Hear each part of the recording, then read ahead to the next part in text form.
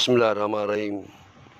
मां मौलाना सेबो पाकिस्तान तहरीक इंसाफ़ के चेयरमैन ऐं साबिक़ वज़ीर आज़म इमरान ख़ान ऐं बुशरा बीबी अदत निकाह केस मां बरी थियण ऐं मख़सूस सीटूं मिलण जी ख़ुशीअ में इंसाफ़ हाउस नौशहर फ़िरोज़ में PTI ज़िले नौशहर फ़िरोज़ जे मदर विंग ऐं लेबर विंग जी गॾिजी उहिदेदारनि हाजी ख़िदमत मल्ला मौलाना सेबो, ममता सोलंकी, अख्तर पंजाह, रज़ाक मल्ला, शाइर लेखक ऐं अदीब डॉक्टर बरकत अली, शाहिद मंगणे जो यार मोहम्मद ऐं ॿियनि वॾे अंग में शिरकत कई।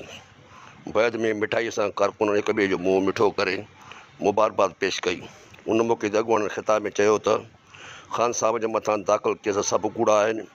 असांखे उमेदु आहे त अदालतूं इंसाफ़ भरिया फ़ैसिला करे ख़ान साहब खे आज़ादु करे छॾींदियूं। फ़ैसिला अचण खां पोइ हुक्मरान जथे जो सिजु लही वियो आहे ऐं ॿुॾत जो शिकार थी वई आहे। हाणे PTI जो सिजु उभिरी वियो आहे। हिननि चयो त असां सभु इमरान ख़ान जा सिपाही आहियूं, का बि असां में धड़ामती न आहे। नई को वर्करनि खां मथां आहे। जेके पाण खे मथे सम्झनि था उहे पार्टी जा वफ़ादार न आहिनि। मौलाना सेबो, इबरत न्यूज़ रिपोर्टर, कोटड़ी मद कबीर।